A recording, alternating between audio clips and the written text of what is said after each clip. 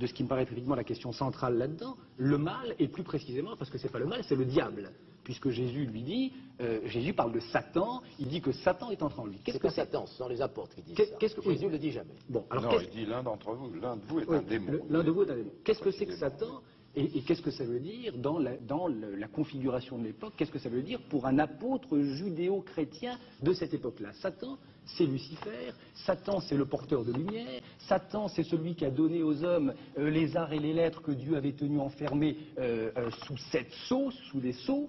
Et donc Satan, c'est d'une certaine manière l'intelligence, c'est la clairvoyance, c'est la pénétration, c'est tout ça Satan. Alors moi j'ai tendance à penser que le fait que Judas soit Satan, ça veut dire que dans ce groupe, dans cette cohorte d'apôtres, Judas était celui qui, de manière immanquable, était le plus à même de deviner, de reconnaître ce que Jésus annonçait en ce moment et de reconnaître le Fils de Dieu en Jésus. J'ai tendance à penser que ce message, qu'aucun des 11 autres...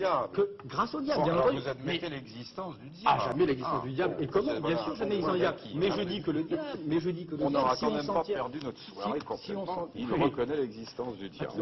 Pourquoi c'est pour vous l'acquis important? Ah bon, ça me paraît essentiel. Pourquoi? Parce que c'est la face cachée de Dieu? Non, de Bernard Henry. Ah bon? Oui.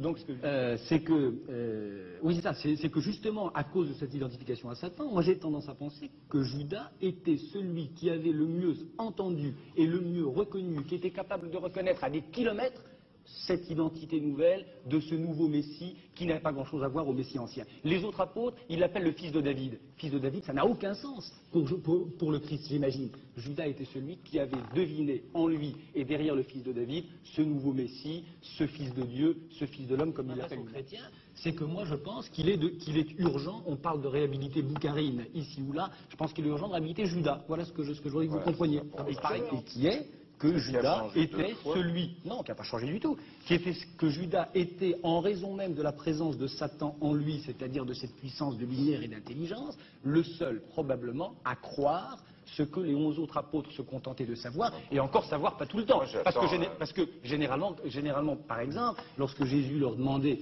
de rester éveillés, ils s'endormaient, lorsqu'il avait besoin d'eux, ils s'enfuyaient, etc. J'attends avec impatience que vous nous écriviez le testament du diable. Hein? Ça, ce sera un livre qui vous fera délier. On comprendra.